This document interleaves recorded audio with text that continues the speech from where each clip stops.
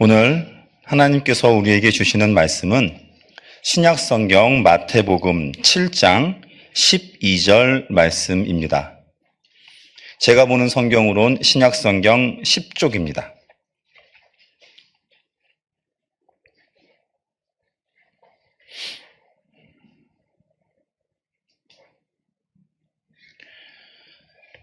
신약성경 마태복음 7장 12절 말씀을 봉독합니다.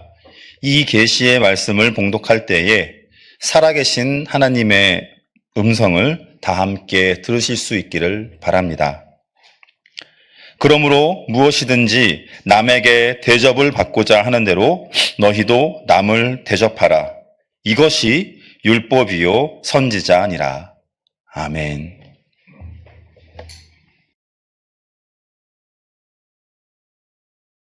우리가 보는 성경, 구약 성경을 히브리어로 타나크라고 부르기도 합니다.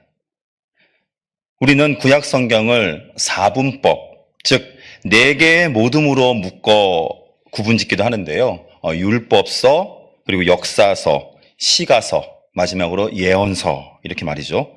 그런데 3분법, 즉 3개의 모둠으로 묶어 구분짓기도 합니다. 바로 여기서는 율법서, 예언서, 그리고 성문서라고 부르는데요. 그리고 이들 세 모둠의 각각의 히브리어 이름이 율법서는 토라, 그리고 예언서는 네비임, 그리고 성문서는 케투빔 혹은 크투빔이라 부릅니다. 토라, 네비임, 케투빔, 이 앞글자 자음에 그리고 히브리어의 어떤 모음을 붙여가지고 앞글자 따서 한 게 타나크라는 명칭에 이렇게 이 세 개의 이름에서 유래된 것인데요. 당연하지만 예수님께서 사역하시던 당시에는 신약 성경은 존재하지 않았습니다. 맞죠? 왜냐하면은 신약 성경 자체가 우리 예수님의 말씀이 예수님의 말씀과 사역이 담긴 게 복음서고, 또 그 이후에 예수님께서 부활하시고 승천하신 이후에 여러 가지 초대교회의 사역의 그런 것들이 기록되어 있는 것이 또 서신서들이니까요. 그럼 우리 예수님께서는 우리가 보는 구약 성경을 가지고 계셨던 것일까요? 그것도 아닙니다. 우리가 보는 이 39권의 구약 성경 역시 정경화 작업이라고 하여서 신구약 총 66권으로 이렇게 확정되는 시기는 초기교회보다 좀 더 뒤에, 훨씬 뒤의 일입니다. 예수님께서 사역하시던 당시에는 제가 방금 말씀드린 타나크 혹은 우리 구약 성경이라고 묶은 이 한 권으로 구성된 성경은 존재하지 않았습니다.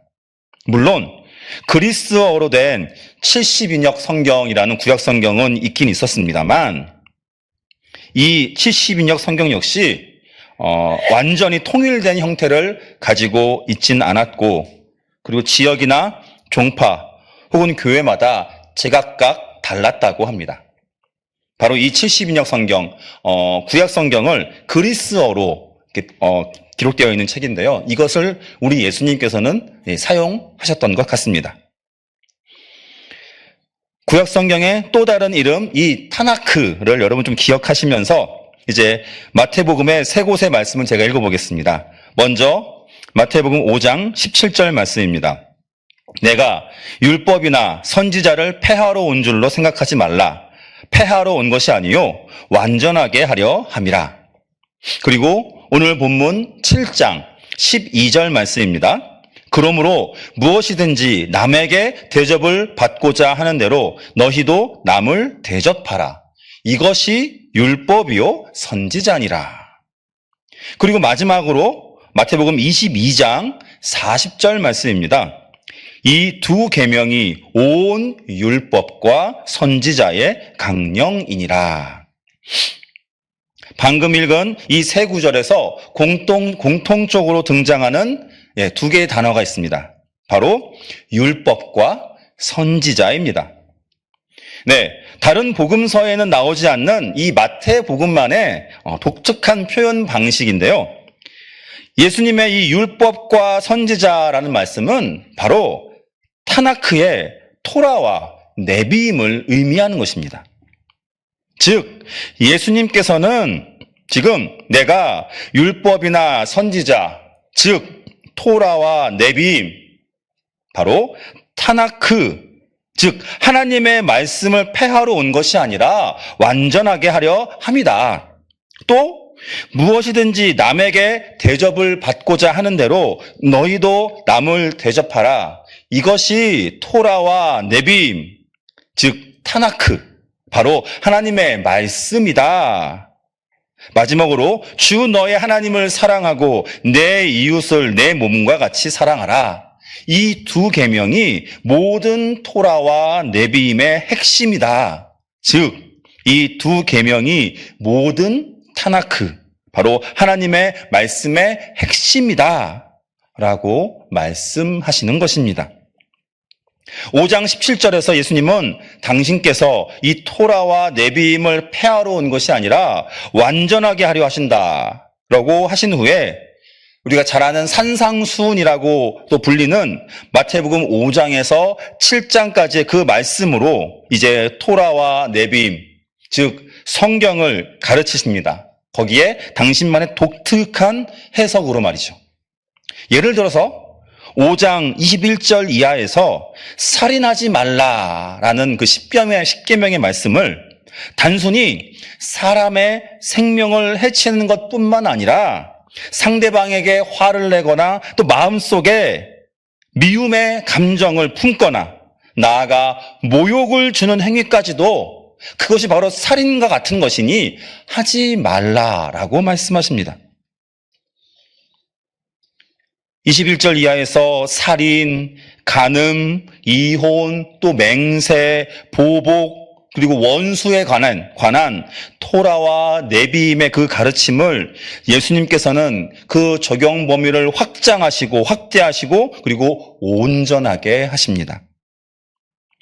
그리고 오늘 본문은 이제 5장 17절부터 7장 11절까지의 그 말씀들의 내용 전체를 요약하는 역할을 하고 있습니다.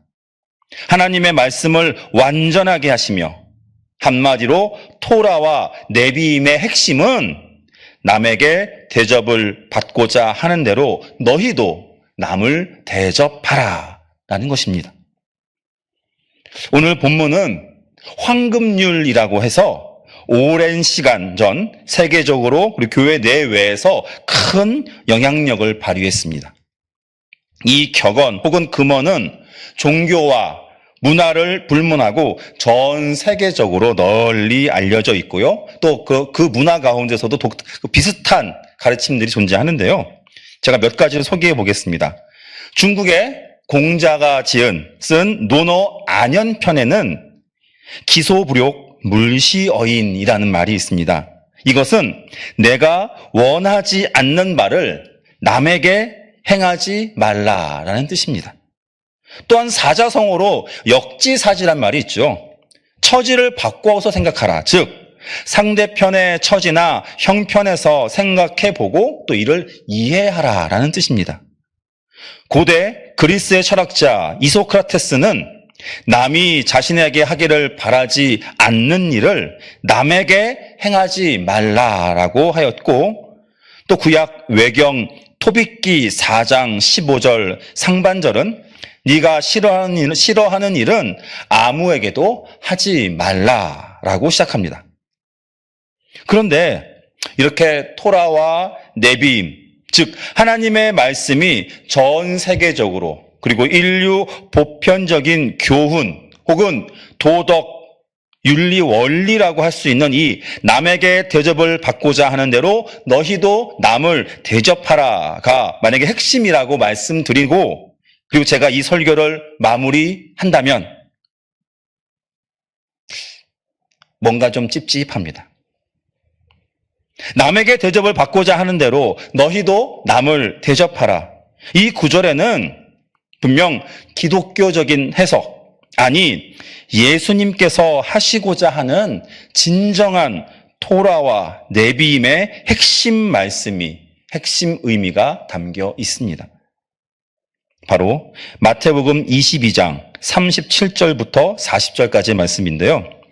예수께서 이르시되 네 마음을 다하고 목숨을 다하고 뜻을 다하여 주 너의 하나님을 사랑하라 하셨으니 이것이 크고 첫째 되는 계명이요 둘째도 그와 같으니 내 이웃을 내 자신같이 사랑하라 하셨으니 이 두 계명이 온 율법과 선지자의 강령이니라. 아멘. 남에게 대접을 받고자 하는 대로 너희도 남을 대접하라. 이 문장은 분명 인류 보편적인 도덕 원리입니다.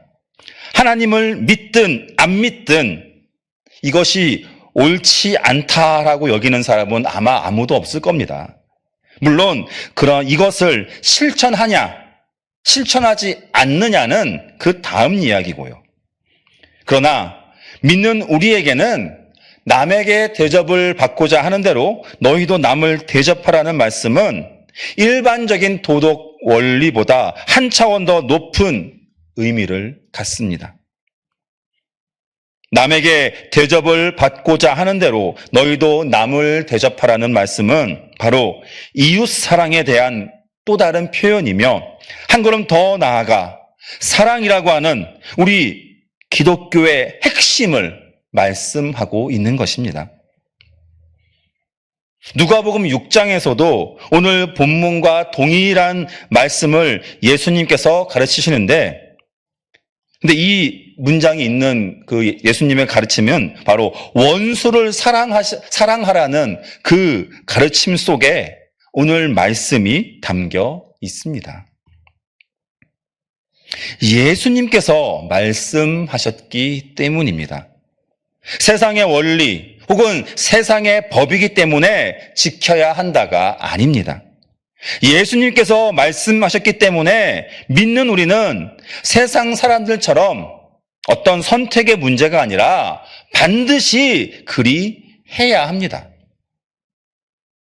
네, 우리에게 너무나 익숙한 하나님을 사랑하고 이웃을 사랑하는 것, 이것이 기독교의 핵심이다가 오늘 제가 여러분에게 드리는 말씀입니다.